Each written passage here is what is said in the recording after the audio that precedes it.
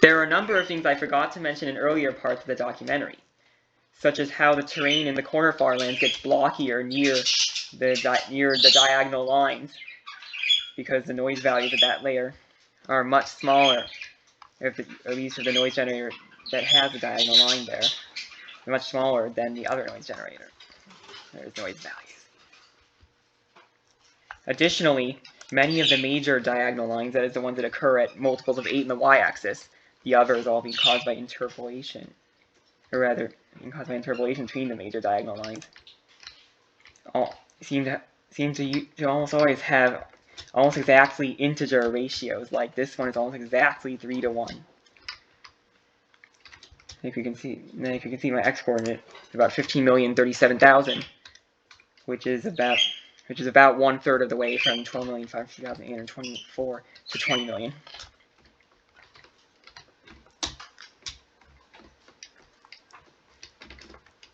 And that a part of the corner farverland in the Sea Glacier in the northwestern quadrant is entirely solid above sea level.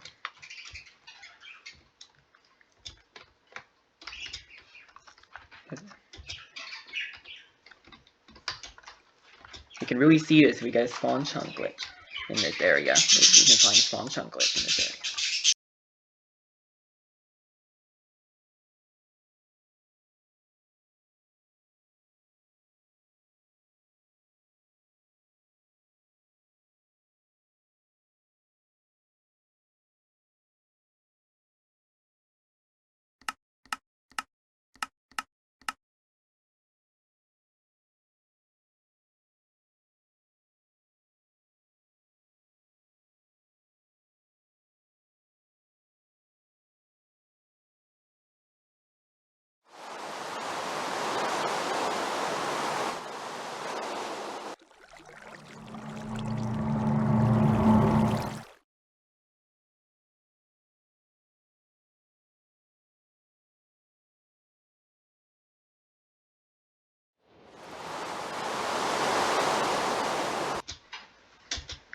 And, as it turns out, the visible second octave artifact phenomenon that I showcased in part 6 for low and high, which happens with low and high noise, can also occur for selector noise when the other axis is between 1.04 billion and 2.08 billion. You will find artifacts that resemble the edge farverlands within the corner farverlands.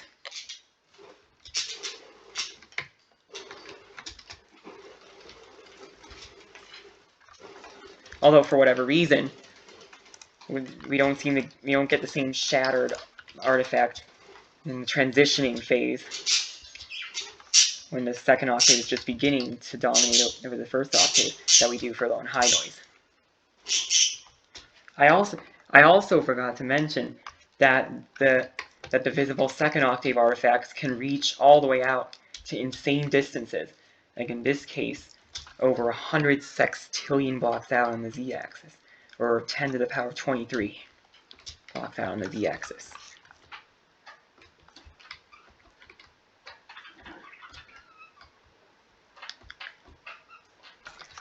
The further the other axis is past 12,550,824, the further out these artifacts will appear because of the noise values on the other axis, which are multiplied with the noise values on the main axis, which happen to be much larger.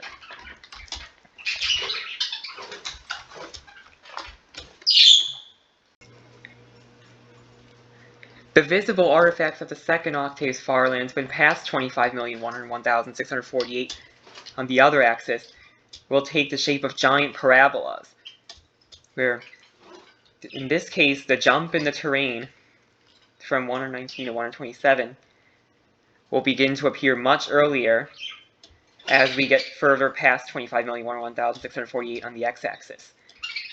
However, the rate at which the jump moves closer as we move further along the x-axis will slow, and eventually we reach a tip where the parabola makes its closest approach, which in this case is around 89 million on the x-axis and 121 billion on the z-axis.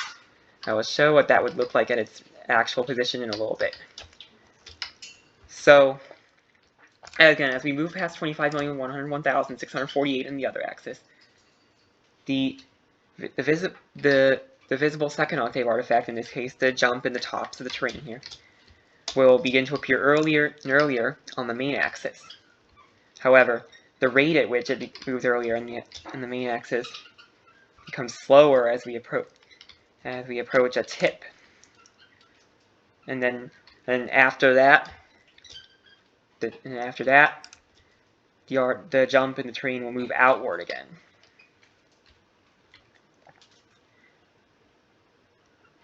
Now, the reason for this is because the second octave's noise values get much larger as we pass 25,101,648 in the other axis, because we're going from the edge, where it's roughly of the second octave's far land, where the noise values of the second octave will be on the order of its fraction to the fifth power, into the corner, where the fraction value on the z-axis will also be multiplied. In this case, on the z-axis will also be multiplied by a quintically increasing in value. But the other thing is the first octave's noise values will also get larger, because we see these artifacts occur when the first octave's noise values are anomalously small at one side of the corner far land. Now, as we're moving further in the x-axis, the ratio of z minus 12,550,824 to x minus 12,550,824 is actually getting smaller. So we are getting further away from that side of the corner far land. And as a result, eventually the first octave's noise values will start to get larger again, but more slowly than those of the second octave, because of the first octave's noise values being anomalously small on that one side.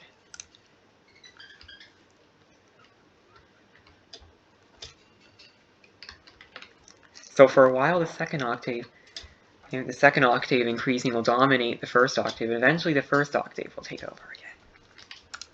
And that causes the artifacts to move further out. Now, as we move further on the x-axis. So this is what the tip of the giant parabola would look like at its actual position. So you can see that this is roughly 87,954,700 blocks out on the x-axis, and just under 122 billion blocks out on the z-axis.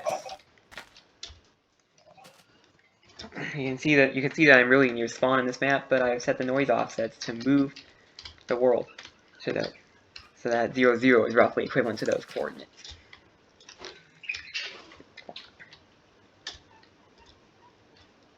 Now,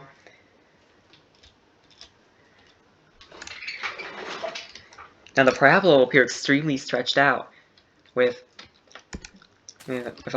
both the noise multipliers set much higher, but as we set the noise multipliers lower and lower, it actually appears more like zoomed in. And when we see it, by the time we get to viewing this at its actual position, it just looks like a ridge, like this.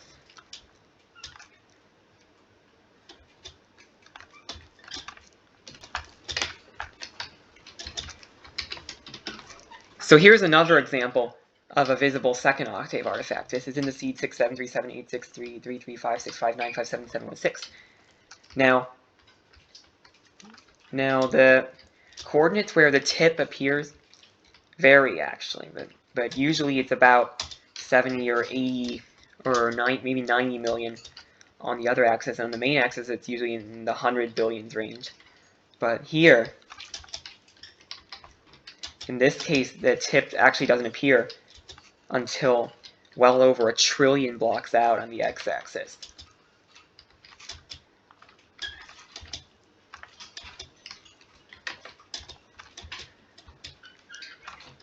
And you can see this point where this layer just ends is the tip of the visible second octave artifact here. And as we move over,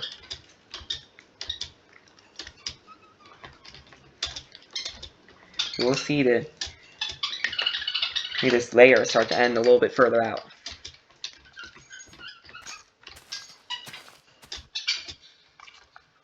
It will be more apparent in the other direction, actually, as we get closer to 25 million, or 1,648 on the other axis. Like over here, we can actually see this layer starts to end further out as we get closer to 25 million, or 1,648 on the other axis.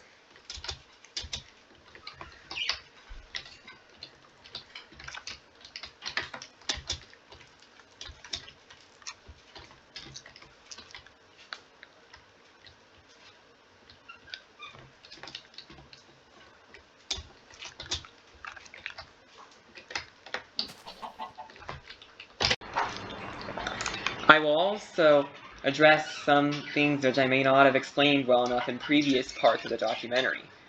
So, we will begin with the mirror image phenomenon, which is part of how the corner far lens quadrants are related.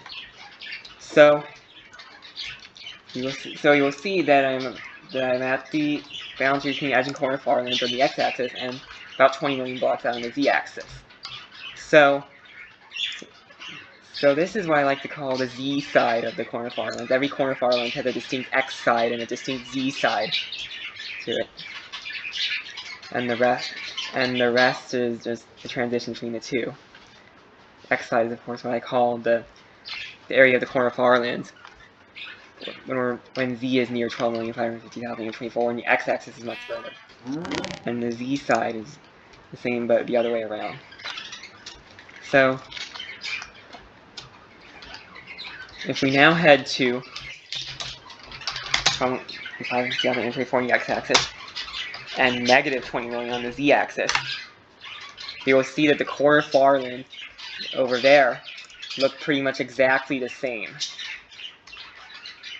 And this also applies to the edge far lens. And yes, this applies to the farther lens as well.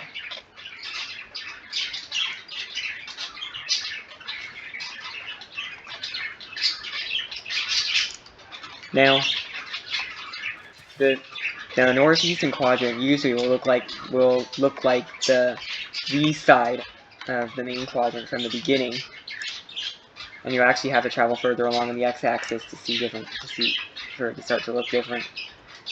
And the southwestern quadrant is the same, but it would look like the x side of the main quadrant from the beginning. And we would have to travel further on the z-axis for it to start looking different. I will also go into more detail on the cause of the diagonal lines in the corner far lens that we see here. So, the diagonal lines that are caused in the corner far lens are caused by certain calculations of the fraction values involving a grad function which randomly takes two of the fraction values and either adds or subtracts them. So first, there are two values of the grad function are put into a lerp function with the x quintic as a parameter. So we take one grad function minus another grad function times the x quintic plus one of the grad function values. So this can generate since the x quintic is of course a very large value when we're in the far lens on the x-axis and the corner far lens, of course.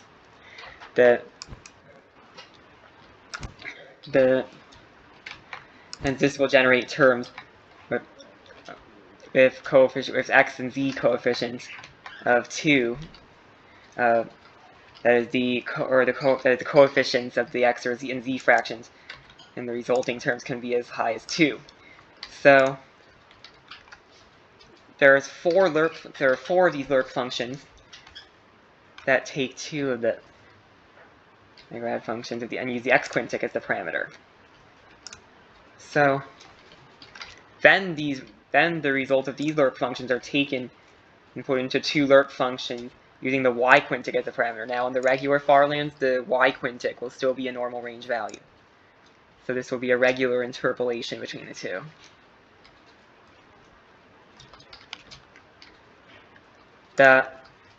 And finally, the outcomes of these two lerp functions are put into another lerp function using the z quintic as its parameter. So now we can get terms of the x and z coefficient, the x and z fractions of coefficients as high as 4. So this can cause the diagonal. So this can cause the diagonal line to appear throughout the corner far line. So this allows us to get a variety, many different slopes, quote unquote, of these lines. But what's strange is that these diagonal lines can have ratios even higher than 4 to 1.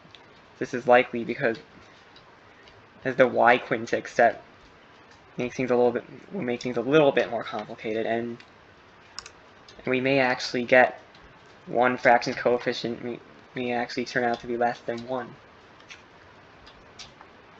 which would allow for a diagonal line to appear even closer to the quote-unquote edge. For instance, this map has a diagonal line at y equals 1 and 4, whose ratio is about 8 to 1, which we see right here.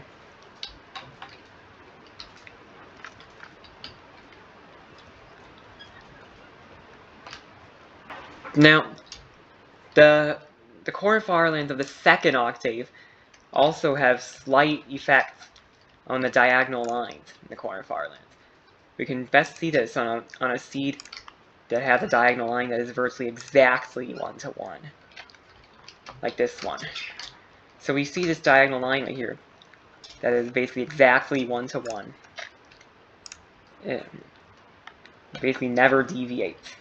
And even at 25 million, it is still basically exactly at the diagonal, or x equals z.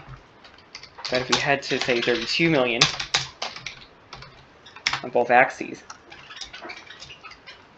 you will see that this diagonal line is now about 14 blocks away from that diagonal, from the exact diagonal, where x equals z.